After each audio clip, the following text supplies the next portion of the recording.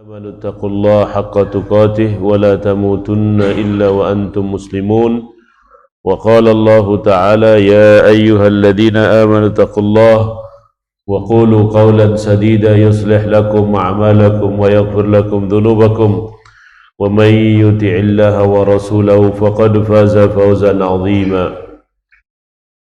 باب من أطاع العلماء والأمراء في تحريم ما أحل الله أو تحليل ما حرمه فقد اتخذهم أربابا. Bab barang siapa yang mentaati ulama dan umara di dalam mengharamkan apa yang dihalalkan oleh Allah Subhanahu wa taala atau menghalalkan apa yang diharamkan oleh Allah Subhanahu wa taala, maka telah menjadikan mereka sebagai arbab, sebagai sesembahan, sebagai Tuhan. Bab ini saudara-saudara menceritakan tentang masalah syirkut ta'ah, yakni berbuat syirik dalam ketaatan. Syirkut ta'ah yakni mensyirikkan Allah Subhanahu wa taala dalam ketaatan kepada makhluk.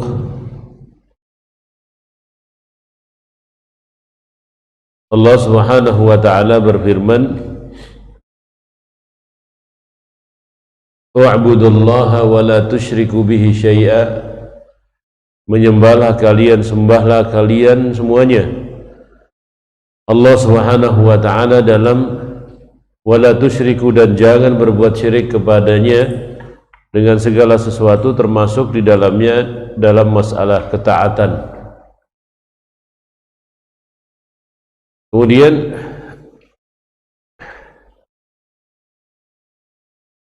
kepada siapakah ketaatan itu? Kepada para ulama.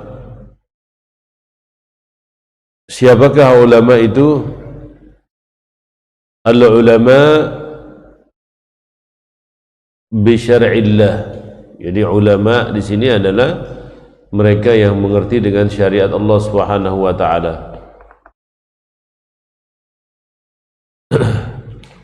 Umara, siapa itu umara? Yakni ulul amri, yang memiliki kekuasaan. Allah Subhanahu wa taala berfirman di dalam masalah ini, dan ayat itu antum hafal semuanya, ya ayyuhalladzina amanu ati'u Allah wa ati'u Rasul wa ulul amri minkum. Jadi kata-kata ati'u Allah wa ati'u Rasul wa ulil amri minkum ini adalah dasar daripada bab ini.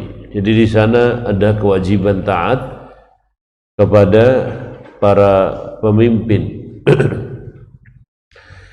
Tapi batasannya adalah selama ketaatan itu dalam koridor ketaatan kepada Allah Subhanahu wa taala, dan tidak boleh seorang itu yakni menghalalkan apa yang diharamkan oleh Allah dan sebaliknya. Apakah ada hal ini? Ada. Maka bab tentang syirkut ta'ah dibahas oleh al-muallif rahimahullahu ta'ala, karena ketaatan kepada Allah, kepada Rasul ini sesuatu hal yang tersambung. Taat kepada Allah, taat kepada Rasul, dan ulul amri minkum. Jadi sebetulnya taat pada Allah, taat kepada Rasul, nyambungnya taat kepada Allah. Taat kepada ulul amri, nyambungnya taat kepada Rasul, pada Allah dan kepada Rasul. Oleh karenanya tidak boleh seorang mentaati makhluk fi maksiatil khaliq. Tidak boleh seorang mentaati makhluk dalam bermaksiat kepada Allah Subhanahu wa ta'ala. Ulul amri, mereka yang memiliki kekuasaan. Kemudian ulul amri juga masuk di dalamnya ulama, tapi ulama mereka yang memiliki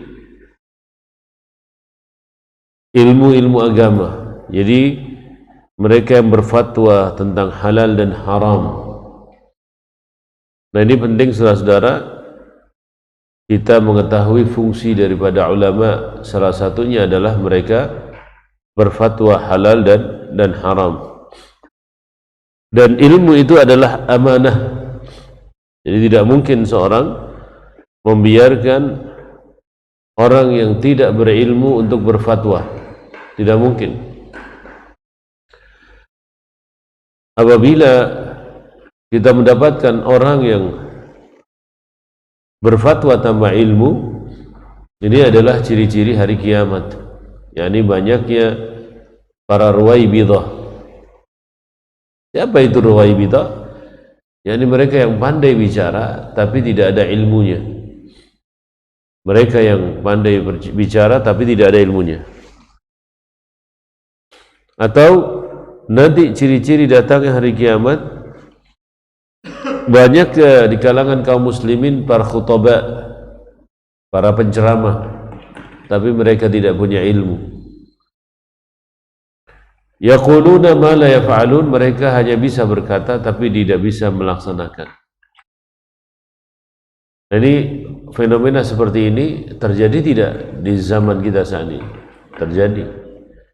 Yani seorang berfatwa tanpa ilmu, dan subhanallah azim,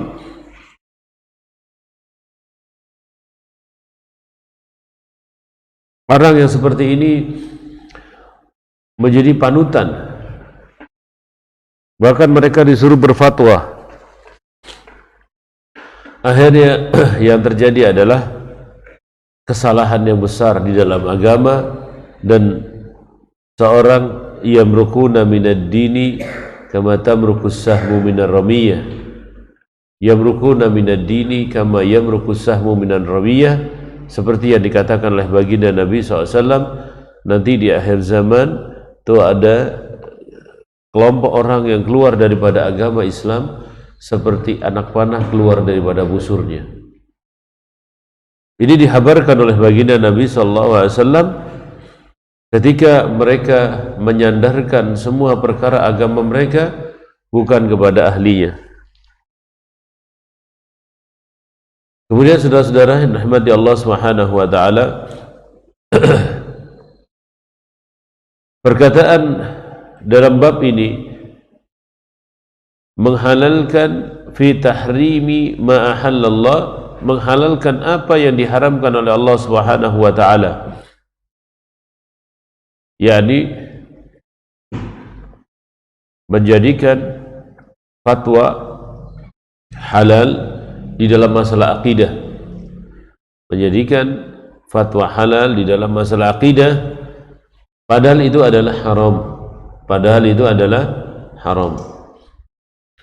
Kemudian menjadikan fatwa halal dalam masalah amalan, padahal itu adalah haram.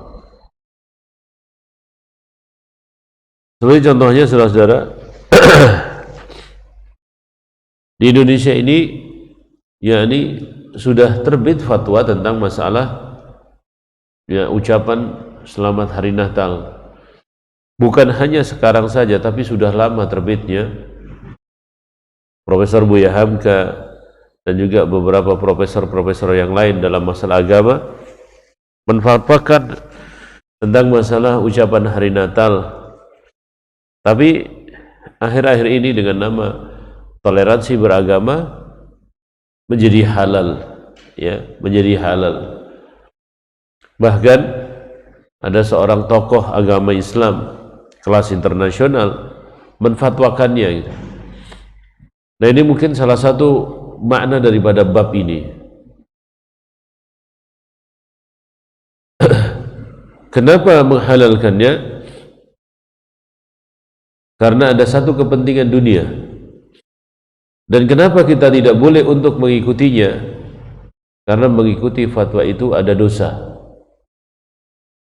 Jadi seorang mengikuti fatwa tersebut ada dosa. ada ithib.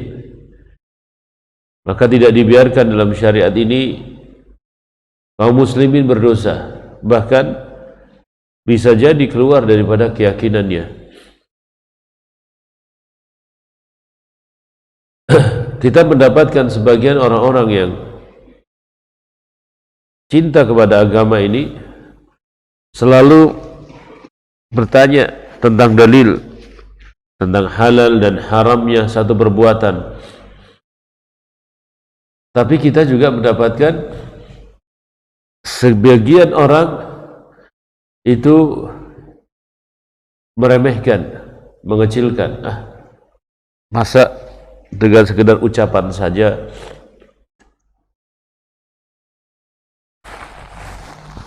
tidak boleh? Dengan sekedar ucapan saja tidak boleh? Apa salahnya? Nah, ini pertanyaan seperti ini tidak dipahami oleh mereka yang meremehkannya, bahwasanya ucapan itu sama dengan keluar daripada kaidah-kaidah dasar agama ini. Qul huwallahu ahad, Allahus samad, lam yalid wa lam yulad wa lam yakul lahu kufuwan ahad. Asal permasalahan itu haram, tapi mereka menjadikan dalil-dalil yang lain seolah-olah haram, seolah-olah adalah halal, atau seolah-olah adalah haram. Sudah jelas Islam itu qul huwallahu ahad, yakni sesembahan mereka adalah al-ahad, tidak beranak dan juga tidak diperanakan, tapi masih menghalalkan perkataan itu seolah-olah menentang ayat Allah Subhanahu wa taala ini. Maka umat Islam selalu di dalam rukuknya, di dalam sujudnya, subhana rabbiyal azim, subhana rabbiyal a'la, mensucikan Allah Subhanahu wa taala dari akidah-akidah yang menyesatkan ini, dan disaingi dengan ucapan dan fatwa-fatwa tadi. Maka ini adalah masuk dari perkara yang ada di dalam bab taat kepada ulama dan umara di dalam menghalalkan apa yang diharamkan oleh Allah Subhanahu wa taala, atau menghalalkan apa yang diharamkan oleh Allah Subhanahu wa taala.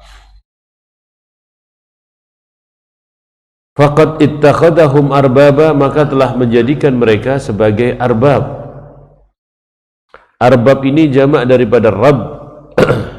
Arbab itu jamak daripada Rabb. Rabb itu adalah yang memiliki, yang mengatur kehidupan. Yakni Rabb artinya tandingan atau sesembahan selain Allah Subhanahu wa taala. Arbaban di sini telah menjadikan mereka sebagai sesembahan selain Allah Subhanahu wa taala. Yaqulu Ibnu Abbas, wa qala Ibnu Abbas, berkata Ibnu Abbas,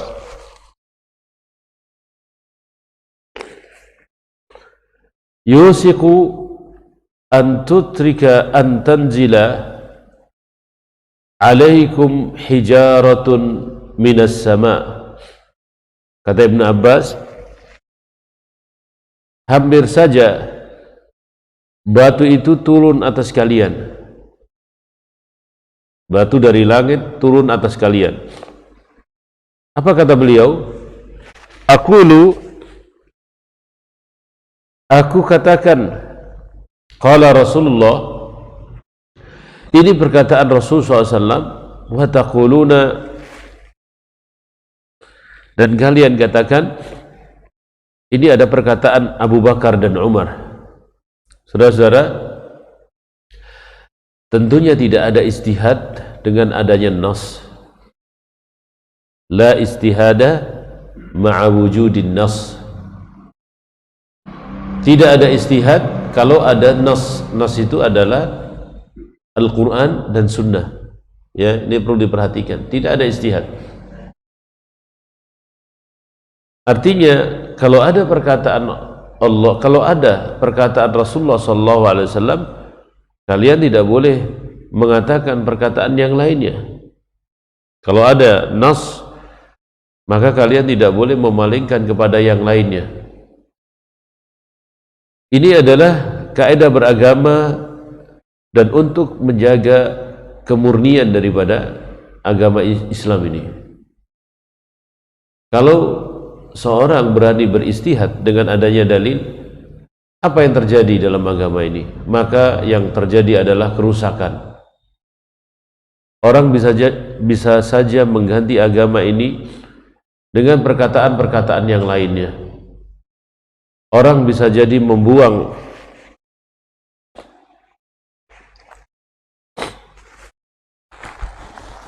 keaslian daripada agama ini dan tanpa menghiraukan apa yang dikatakan oleh Rasulullah SAW. Betapa banyak saudara-saudara hadis Nabi SAW yang terbuang, padahal itu adalah nassun sharih, sebuah nas yang jelas. Betapa banyak orang yang akhirnya meninggalkan qala Rasulullah sallallahu alaihi wasallam, ya, dan mereka beralih kepada perkataan kebanyakan orang. Nah, ini terjadi pada masa kita saat ini, dan yang paling kita sesalkan adalah yang mengucapkan perkataan-perkataan itu adalah orang yang memiliki label keilmuan. Ya, maka di sini peringatan yusik, hampir saja batu itu turun dari langit bagi mereka yang mencampakkan perkataan Rasulullah SAW dan mereka mengikuti apa yang ada pada hawa nafsu mereka.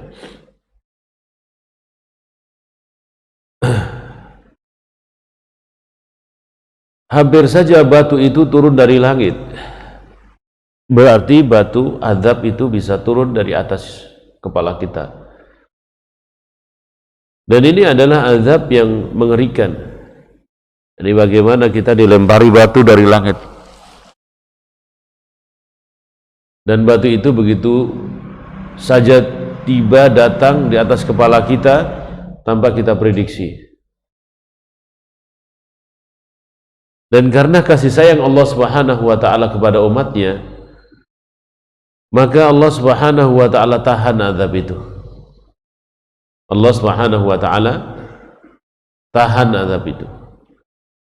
Tetapi ketika hamba itu mulai berani mengganti Al-Quran dan sunnah Nabi SAW, maka Allah Subhanahu wa ta'ala mungkin akan gantikan dengan, bukan dengan azab yang kontan seperti ini, batu dari langit.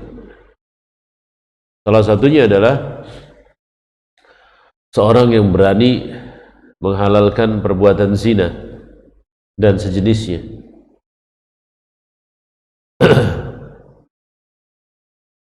Ada deklarasi menghalalkan hubungan sesama jenis di salah satu masjid di luar sana. Kemudian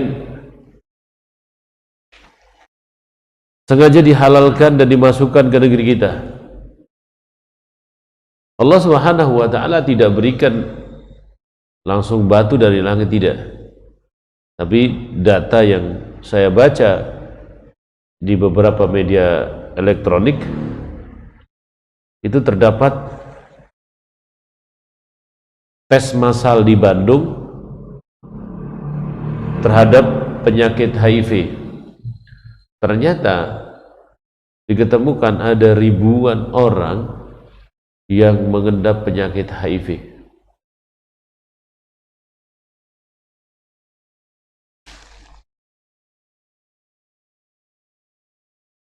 Bandung sebagai kota wisata, yakni di situ tempat orang berhura-hura, bersenang-senang.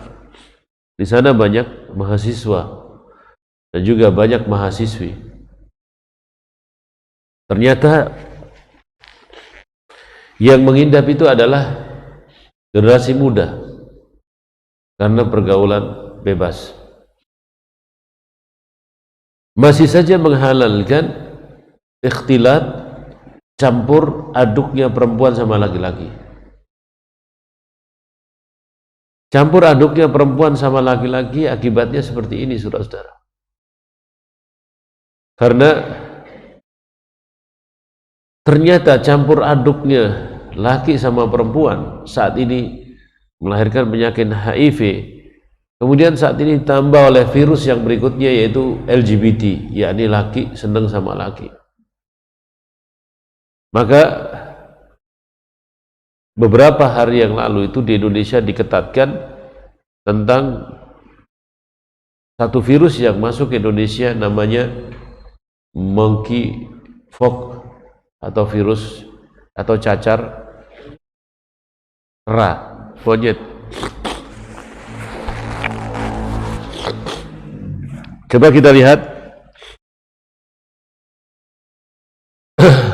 kalau ini menyebar, apa yang terjadi? Ini adalah bentuk daripada apa? Daripada hijarah. Jadi hijarah itu batu dari langit, juga bisa berbentuk hal yang lain. Betapa menderitanya orang-orang yang terkena penyakit-penyakit tersebut. Ini adalah hijarah minas sama. Jadi hijarah minas sama bukan batu dari langit, kadang-kadang juga bukan berbentuk batu yang nyata dari langit. Tapi ini adalah batu. Sakit orang menderita penyakit-penyakit seperti itu. Padahal Allah Subhanahu wa taala ahallan nikah wa harrama as-sifah al-zina. Nikah itu halal. Tapi kenapa orang masih berbuat zina tadi? Nah ini makanya saudara-saudara, apa kata Nabi SAW? Idza ja'akum, kalau datang kepada kalian, man tardawna dinahu, orang engkau ridhoi agamanya, datang kepada kita, minta anak kita. Kita udah tahu nih orang saleh nih, ahli masjid, jamaah masjid, jamaah ukhuwah project, ya kan? Datang itu, ditolak. Takun fitnatun wasfasadun kabir, kata Nabi SAW. Yang terjadi adalah fitnah wafasad, fasad itu kerusakan yang besar. Artinya apa? Artinya ketika seorang sudah memiliki konsep materialistis di dalam pernikahan, maka akan terjadi musibah yang besar di atas dunia ini. Orang zuat nikah itu kadang-kadang mesti nunggu fulus terkumpul banyak. Bukan begitu. Itu kebutuhan biologis. Jangan pernah ada orang tua yang nahan-nahan untuk menikahkan anaknya. Anak mesti kalau nikahkan anak-anak harus sewa gedung harganya 450 juta, segede lapangan bola. Tidak perlu. Lapangan orang aja di jalanan dipakai. Karena apa? Karena pikiran kita menikah harus seperti ini, harus seperti ini. Itu kadang-kadang yang membelenggu kebaikan pada diri kita. Akhirnya kebaikan yang besar ini tidak pernah terjadi. Yakni terjadinya pernikahan yang melahirkan generasi-generasi yang saleh. Ada orang tua, wah, sudah kerja belum itu? Oh, belum dapat kerjaan. Kerjaannya juga masih belum jelas. Kemudian habis itu tidak dinikahkan anak tersebut. Ada 4 golongan orang yang Allah jamin kekayaannya, keluasan rezekinya. Salah satunya adalah al-mutazawwiju yuridul afaf. Ya, mohon maaf di sini lafaz hadisnya al-mutazawwiju, bukan al-mutaaddidu. Bapak tidak masuk. Paham maksud saya? Ada sebuah hadis, ada 4 golongan yang Allah berikan kekayaan kepada mereka. Hadis itu berbunyi al-mutazawwiju, orang yang ingin menikah, bukan al-muta'addidu ya. Al-muta'addidu itu poligami, jadi bapak tidak masuk ya. Al-mutazawwiju, jadi orang yang ingin menikah dengan niat afaf. Afaf itu apa? Ingin cari iffah, kehormatan diri. Kalau al-muta'addidu itu hadisnya lain, tidak boleh diucapkan di sini. Ya. Jadi orang yang menikah ingin afaf, bukan ingin kaya. Saya mau menikah dengan Khadijah saja karena Khadijah kaya raya, berarti tujuannya sudah lain. Jadi tujuannya sudah lain. Jadi menikahlah dengan siapa saja yang engkau ridhoi agamanya. Coba saudara-saudara, seorang sekarang memilih untuk tidak menikah karena menikah memiliki tanggung jawab yang besar, sementara lari kepada perbuatan yang diharamkan oleh Allah Subhanahu wa ta'ala.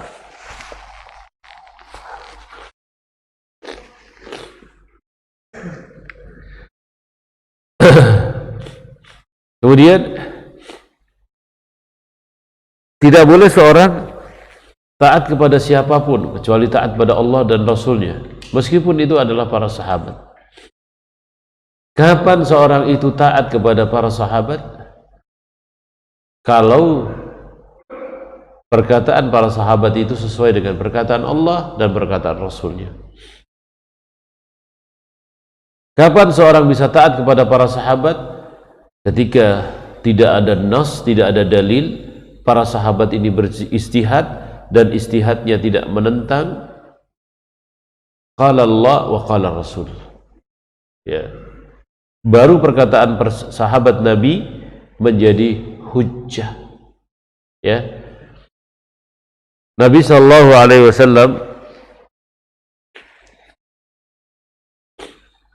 juga menganjurkan kepada umat Islam ini untuk taat kepada para sahabat selama itu bukan maksiat kepada Allah Subhanahu wa ta'ala dan Rasulnya.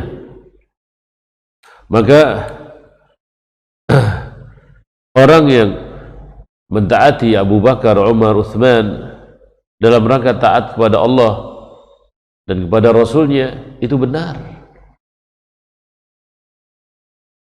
Seperti seorang ketika tidak memiliki dalil,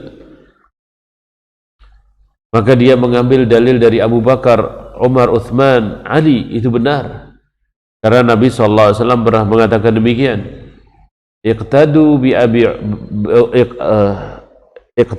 Abi Bakar wa Umar, atau alaikum bi sunnati wa sunnatu khulafa ar-rasyidin al-mahdiyyin.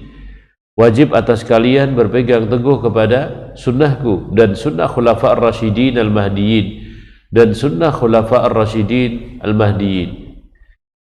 Sunnah-sunnah yang ada pada para sahabat itu tidak mungkin berselisih dengan sunnah yang dibawakan oleh Rasulullah SAW. Itu catatan. Ada tidak sunnahnya para sahabat berselisih dengan sunnahnya Rasulullah SAW?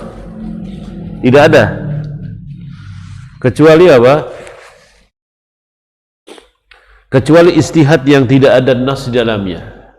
Contoh istihad Umar, Uthman beristihad azan 2 kali. Apakah pernah azan Jumat 2 kali di zaman Nabi? Tidak. Alasannya apa? Alasannya ketika hari Jumat, agar umat Islam ini bergegas menuju salat Jumat, diadakan azan 2 kali dengan azan yang berjarak, jadi setengah jam kurang lebih. Azan pertama, yakni sumama jam 12 itu Jumat, jam 11.30 azan, atau jam 11 kurang 15 menit azan. Sehingga orang bergegas menuju masjid dan berada di dalam masjid. Tapi ini adalah sunnah yang mulai banyak ditinggalkan orang. Apakah boleh seorang hanya beradzan sekali saja? Boleh. Boleh. Orang hanya beradzan sekali saja, boleh. Seorang berjumatan beradzan 2 kali boleh tidak? Boleh. Tapi usahakan adzannya ini agak memiliki jarak. Jadi bukan adzan langsung, jadi adzan kemudian langsung habis itu imamnya naik kemudian adzan lagi. Itu jauh dari sunnah. Itu jauh dari sunnah. Maka guru saya, Profesor Dr. Abdurrahman Asy-Syibil pernah mengatakan begini. Adapun adzan Jumat 2 kali yang tidak ada jaraknya sama sekali, itu lebih dekat kepada bid'ah. Lebih dekat kepada bid'ah. Kenapa? Tidak ada jaraknya sama sekali. Jadi kalau seorang melaksanakan adzan 2 kali, ya dijarakin lah. Ya. Sehingga apa? Orang yang ada di luar itu bisa untuk mendengarkan khutbah dari awal. Ini menunjukkan saudara-saudara bahasanya rangkaian salat Jumat itu adalah khutbah dan salat. Ini ada kebanyakan seorang salat Jumat itu ketika khatibnya khutbah makan di warteg. Duduk di warteg. Sah tidak Jumatannya? Tidak. Dan transaksinya juga tidak sah. Karena mesti apa? Dia bertransaksi setelah adzan. Jadi tidak kebagian di dalam masjid, maka dia masuk warteg. Datangnya kapan? Hanya sholat. Jadi dianggap sholat Jumat itu tidak memiliki rangkaian-rangkaian. Ini mesti diingatkan. Dan siapa saja yang punya usaha di hari Jumat, ketika ada adzan Jumat dikumandangkan tutup, atau sebelum adzan Jumat tutup usahanya, itu lebih berkah. Idza nudiya lis-salatil jum'ati fas'au ila dzikrillahi wa dzarul bai'. Ya, kata-kata bersegeralah kalian kepada zikir pada Allah, wa dzaru, dan tinggalkan jual beli. Dzaru utruku, tinggalkan. Jadi transaksi yang terjadi ketika adzan Jumat wajib diulangi lagi setelah Jumatan. Plus makanan yang kita makan, berarti Anda tidak bertransaksi dengan benar di waktu yang tidak halal. Ini harus dipahami baik-baik sehingga tidak terjadi orang-orang yang Jumatan hanya sekedar gugur kewajiban saja, tapi juga tahu adab-adab sholat Jumat. Bagaimana tata cara sholat Jumat? Ya, sholat Jumat bukan tempat ngobrol, sholat Jumat bukan tempat orang tidur, ya kan? Ada juga orang niat sholat Jumat supaya istirahat siang. Ya, Assalamualaikum warahmatullahi wabarakatuh. Nah, tidur udah. Ya. Ya, kemudian bangunnya kapan? Innallaha wa malaikatahu yusholluna 'alan nabi. Ya, itu baru bangun. Nah, itu nyata atau tidak? Nyata. Kadang-kadang ketika innallaha wa malaikatahu yusholluna 'alan nabi belum bangun-bangun juga gitu. Bangunnya ketika qomat, Allahu Akbar baru bangun. Ada juga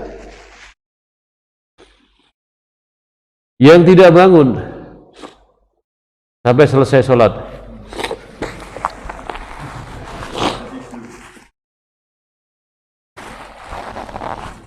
Dapat Jumat tidak dia?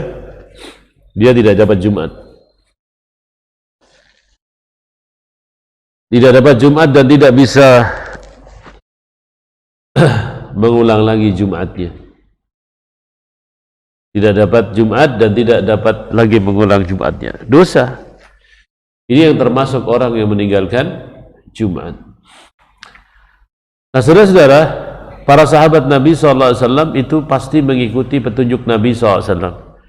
Nabi SAW mengatakan, iqtadu billadzina min ba'di Abi Bakar wa Umar. Ikutilah orang setelahku yaitu Abu Bakar dan Umar. Menunjukkan Abu Bakar dan Umar orang yang mengikuti sunnah-sunnah Nabi SAW. Maka kita mengikuti mereka karena mereka mengikuti sunnah-sunnah Nabi SAW.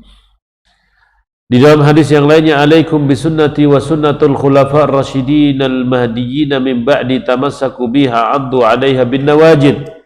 Ini juga perintah untuk memegangi sunnah-sunnah khulafa ar-rasyidin yang ada, yang hidup setelah Nabi SAW, dan kita disuruh menggigitnya dengan kuat.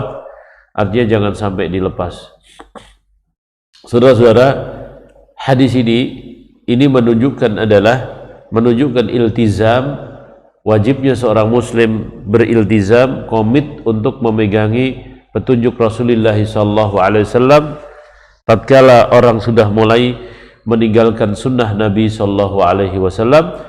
Dan sunnah Nabi itu sangatlah mahal sekali dalam kehidupan saat ini. Kenapa mahal? Karena orang sudah tidak pernah kenal sunnah Nabi SAW. Yang menjalankan sunnah dianggap bid'ah, yang bid'ah dianggap sunnah, dan lain sebagainya.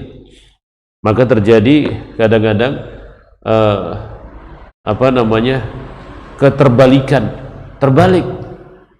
Orang pengen menjalankan sunnah dibenci, sementara orang pengen meninggalkan sunnah dicintai. Orang pengen berbuat baik dibenci, dilarang. Tapi orang yang tidak ingin berbuat baik atau kebalikan daripada sunnah itu malah dilestarikan. Ini yang terjadi saat ini. Kenapa itu terjadi ya Ustadz? Karena Islam itu mulai dengan asing dan akan kembali dengan asing. Innal islama bada'a ghariban wa sayaudu ghariban kama bada'. Islam itu mulai dengan asing dan akan kembali dengan asing. Berbahagialah orang-orang yang asing, kata Nabi SAW. Siapa itu orang-orang yang asing ya Rasulullah?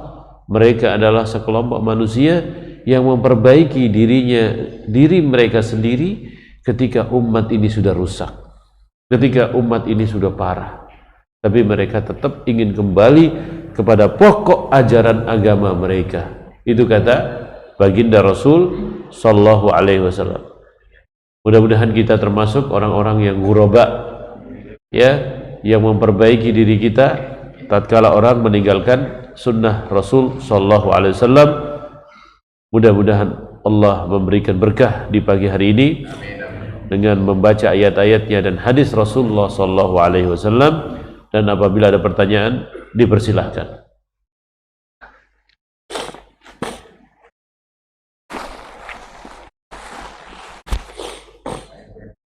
Silakan, ada pertanyaan?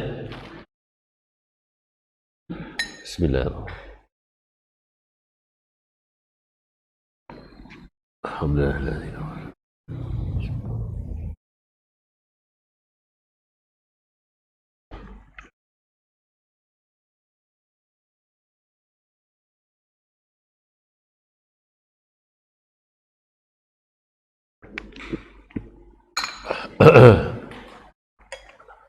Ya, ada pertanyaan Bapak-bapak?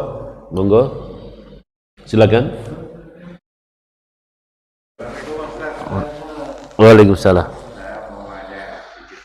Apa hukumnya kita haram atau Iya. Pertama, saudara-saudara, tahlilan itu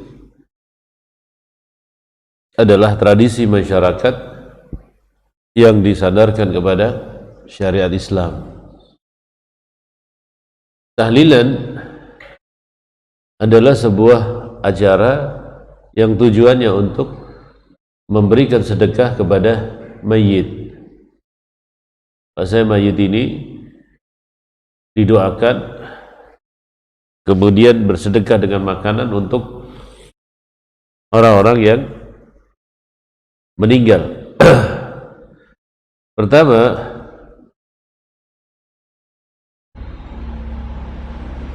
orang yang mengadakan tahlilan ini berdalil dengan beberapa dalil-dalil yang tidak kuat.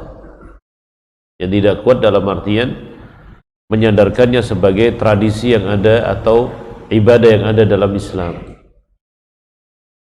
Maka ketika tidak ada dalilnya, tidak kuat dalilnya, maka tidak boleh dijadikan sebagai kegiatan atau ritual.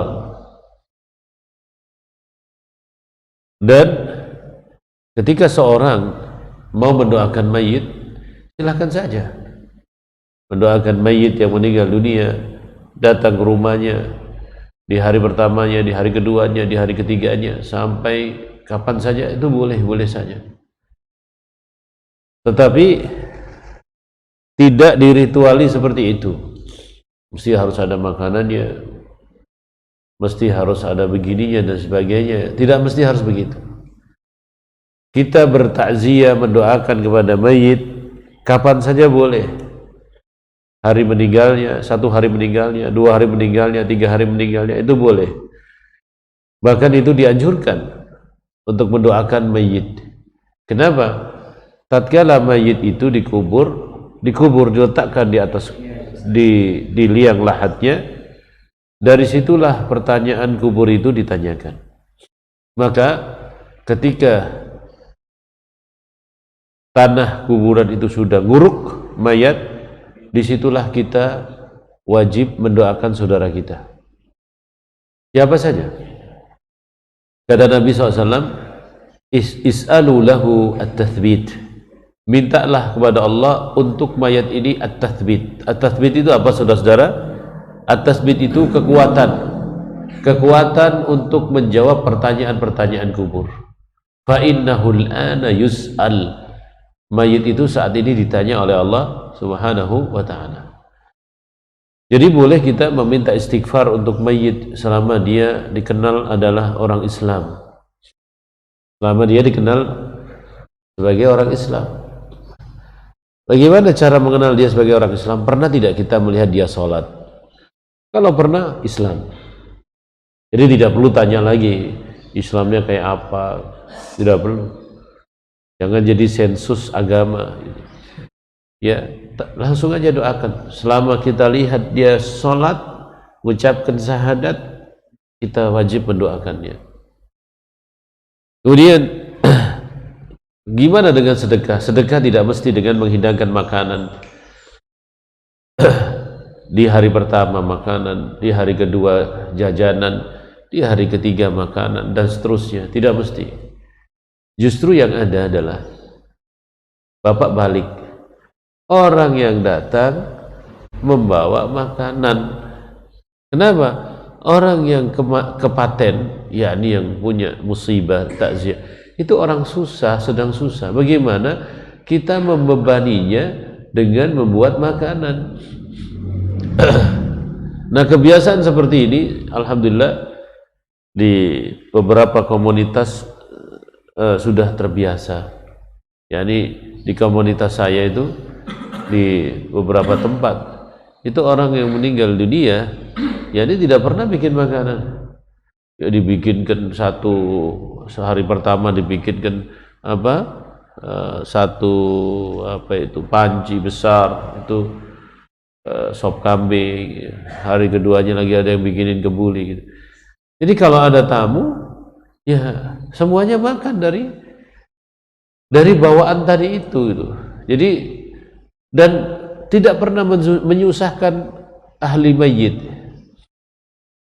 Ahli mayit yakni keluarga mayit ini, ketika pertama kali meninggal, dia coba menanya hutangnya ada tidak.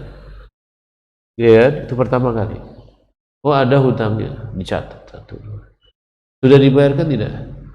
Oh, tidak punya duit. Maka yang lain membantu.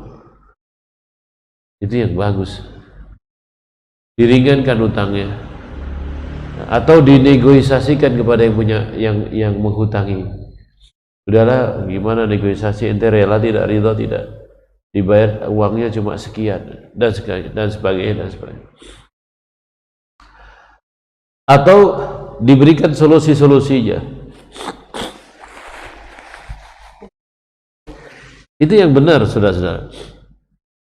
Kemudian orang mau bersedekah itu tatkala hidup saja.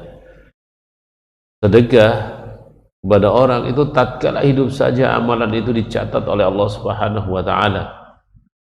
Orang yang tatkala hidup bersedekah dicatat amalannya oleh Allah Subhanahu wa taala, dan ketika orang ini meninggal dunia dia sudah menumpuk amalan yang banyak. Jadi jangan pernah kita punya sebuah asumsi orang yang bersedekah di dunia itu uangnya habis. Tidak. Orang yang bersedekah di dunia itu tabungan di akhirat. Ya. Kadang-kadang orang meninggal baru sedekah. Selama ini kemana saja? Ya. Nah, kita yang masih hidup ini diberikan napas oleh Allah Subhanahu wa taala. Setiap tarikan napas ini kita syukuri, ya Allah, Anda masih hidup. Anda kemarin tetangga kita yang meninggal dunia belum sempat berbuat kebaikan. Ya. Paling tidak kalau kita belum sempat berbuat kebaikan, kita punya niat untuk berbuat baik. Kita punya niat untuk berbuat baik, itu sudah sebuah amalan yang luar biasa. Ada kemarin apa namanya? Ada guru bela diri saya. Saya belajar bela diri sama master ini atau guru ini. Itu di akhir hayatnya itu ngomong begini. 1 minggu sebelum meninggal atau 2 minggu sebelum meninggal, dia mau, Ustadz, anak mau berkantor di sini, tumben-tumben. Ya, ini seorang ahli bela diri mau berkantor di pesantren supaya dekat dengan anak santrinya, ngajarkan bela diri. Lalu beliau ini pernah ngajarkan bela diri pada saya dan anak-anak saya, dan sampai kepada, ya kalau anak saya nomor 1 udah sampai kepada ini ya, pada sabuknya udah tinggi lah. Nah, disitulah saya mendapatkan kerasnya bela diri ya dari guru ini gitu. Jadi betul-betul melatih kekuatan otot kanan kiri, ya semua otot itu kuat gitu ya. Jadi tahan, dibanting, dipukul dan sebagainya. Kemudian di akhir hayatnya itu kumpul, ngejaki kumpul, kita ajak kumpul, dia kumpul, kemudian punya cita-cita yang mulia. Ini sudah tabungan amal kebaikan, baru bercita-cita saja, kemudian dia meninggal. Maka disitulah seorang yang meninggal dunia harus memiliki amalan-amalan yang baik. Ini tidak mesti seorang harus diselamatin, karena hakikat tahlilan itu selamatan. Hakikat tahlilan itu adalah memberikan beban bagi keluarga mayit. Yang bagusnya adalah orang-orang yang punya tradisi seperti ini memikirkan mana yang paling penting dari segalanya, dan tidak memberatkan keluarga tersebut. Tentunya orang berbeda-beda, ada yang orang mampu, ada yang tidak. Tapi ketika orang itu tidak mampu, ya, akan berat melaksanakan hal itu. Ada sebuah kebiasaan, dan saya pernah cerita kepada antum semuanya. Ini ceritanya seseorang yang telah meninggal juga, dan sempat bertemu dengan saya, yaitu Haji Yasin ya. Daerah mana itu? Terkenal beliau ini. Dia tuan tanah di daerah Bekasi sana. Siapa yang tidak tahu Haji Yasin? Sepanjang mata memandang itu tanah dia semua. Ya, sawah dia semua. Dia orang yang termasuk orang yang berduit, banyak sedekahnya. Kemudian suatu ketika beliau tanya ke saya, "Ustaz, boleh tidak saya memberikan uang?" Gimana ceritanya Pak Haji? Saya itu setiap kali ada kematian, saya didatangi warga saya. Kemudian dia minta sumbangan. Kemudian, ya boleh silakan saja, tapi begini Ustaz. Suatu ketika saya ngomong, ini duit saya kasih 2,5 juta, kata dia. Tapi jangan dibagikan sama orang yang nyolatin ya.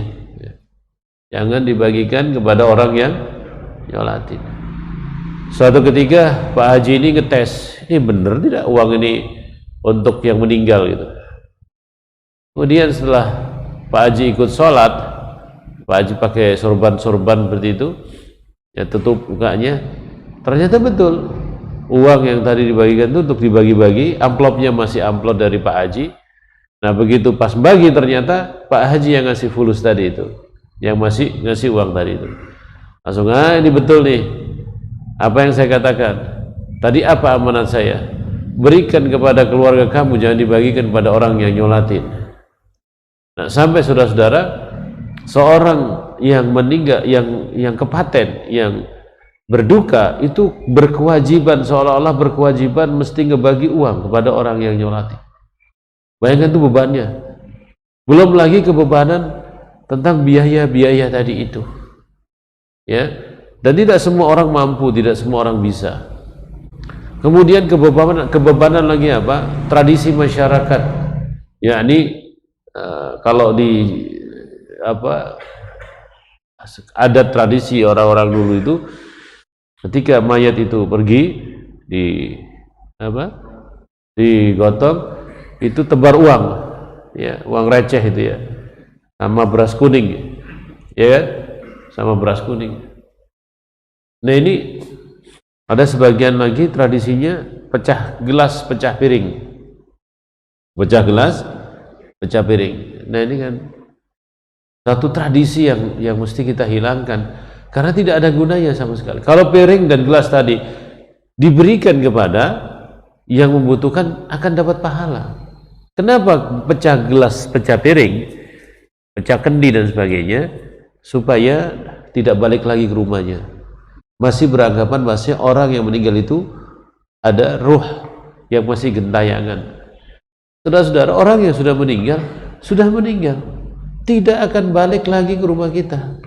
Kalau hidup lagi enak, kita suruh masuk. Kalau hidup lagi silakan masuk, alhamdulillah. Nah ini, yakni kita masih punya keyakinan, yakni orang yang telah meninggal itu bisa hidup lagi, bisa menjadi ini, bisa menjadi itu. Ini salah. Itu qarin itu adalah yakni rewang dia, teman dia dari kalangan bangsa jin yang selalu ada bersama orang ini, ya, yang seolah-olah itu adalah orangnya masih hidup. Jadi kalau antum di masjid ini ketemu sama orang yang sudah meninggal, ya, berada di pojokan sana, panggil saja kalau berani, ya, panggil saja kalau berani, ya. Ketika antum berani, hilang dia. Nah berarti itu bukan yang telah meninggal, itu jin yang berubah wujud, seolah-olah menjadikan kematian itu adalah serem, ya. Qul innal mauta alladzi tafirruna minhu. Kemudian tradisi, yakni 7 hari, 40 hari dan lain sebagainya, itu juga tidak berdasarkan apa dasarnya apa. Dasarnya apa? Nah, seorang boleh mendoakannya kapan saja, di 1 harinya, 2 harinya, mendoakan dan membawa makanan ke rumahnya, mendoakan dan membawa makanan di rumahnya. Lebih daripada itu tidak. Mendoakan bagaimana doanya? Ya berdoa pada Allah Subhanahu wa taala, maghfir lahu warhamhu wa'afi wa'fu anhu wa akrim nuzulahu. Ya. Atau kalau tidak bisa bahasa Arab, doakan dengan bahasa Indonesia. Dengan bahasa Jawa, bahasa Sunda, bahasa apa saja yang kita mampu untuk mayit itu. Karena orang yang di dalam alam kubur butuh doa orang yang hidup. Orang yang berada di alam kubur butuh doa orang yang hidup. Dan doa yang diterima oleh Allah SWT adalah anaknya yang soleh. Bukan namanya soleh, tapi anaknya yang soleh. Kalau namanya soleh, kalau dia tidak soleh, ya juga tidak nyampe, ya. Seperti itu bapak-bapak. Ini yakni sedikit membahas tentang masalah fikih kematian. Fikih kematian kapan matinya, Pak? Dibahas terus, ya. Tapi kematian itu pasti, Pak. Kapan waktunya Allah yang tahu. Kita tinggal nunggu aja. Kita tinggal nunggu saja. Seperti contohnya itu guru saya, itu guru bela diri saya. Tapi ternyata kita satu guru itu, ada satu jamaah El Shifa yang pernah ngaji sama saya, ketemu di sana loh. Ente kenal sama? Iya kenal Ustaz. Ini guru saya loh, kita satu guru. Ya, satu guru bela diri gitu. Kalau guru agama beda. Ya. Jadi ada jamaah El Shifa yang kerja di pemerintahan itu siapa itu? Yang waktu Ramadan itu pernah ketemu saya, dia. Itu dia.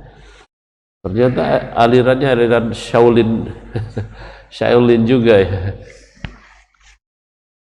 Siapa ya? Namanya lupa namanya. Siapa? Saifuddin? Hah? Saipul ya? Saipul ya? Iya, pernah ketemu tapi tidak di jamaah sini. Kalau kadang-kadang beliau hadir. Nah itu Pak ya, tentang masalah ini sedikit membahas tentang takziah, tahlilan dan yang lain. Iya, dan tidak boleh dijadikan orang tidak tahlilan beda aliran. Itu kan memecah belah. Ya, itu adalah kebebasan. Seorang tidak tahlilan, dia punya cara lain untuk mendoakan mayit itu. Seperti itu. Wah, ini tidak tahlilan ini. Ini berarti alirannya aliran lain ini gitu kan.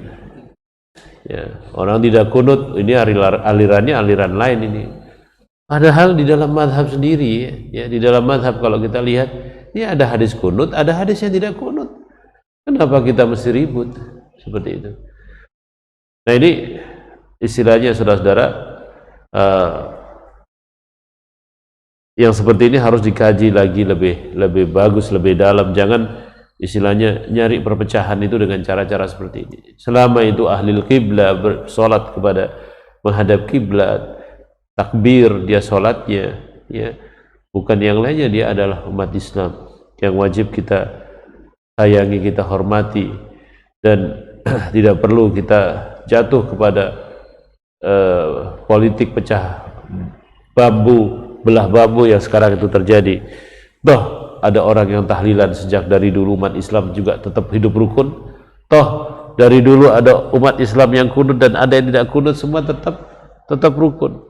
Nah, sekarang perbedaan-perbedaan itu dijadikan jurang pemisah, seolah-olah pembeda yang kuat. Ya. Para ulama juga, para imam madhab juga berbeda pendapat, mereka juga hidup rukun.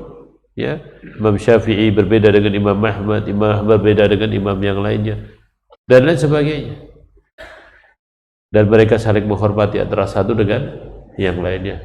Demikian kita tutup kajian kita ini karena saya sedikit flu ya. Mudah-mudahan bermanfaat, dan kita mohon pada Allah Subhanahu wa taala agar hidup kita ini berkah, dan Allah Subhanahu wa taala memberikan keberkahan ilmu kita ini dengan menuntut ilmu di jalan Allah Subhanahu wa taala. Amin ya rabbal alamin. Dan mudah-mudahan kita mendapatkan husnul khatimah, ya, dan kita tetap istiqamah di jalan Allah Subhanahu wa taala. Amin ya rabbal alamin. Subhanakallahumma bihamdika asyhadu an la ilaha illa anta astaghfiruka wa atubu ilaik. Wassalamu alaikum warahmatullahi wabarakatuh.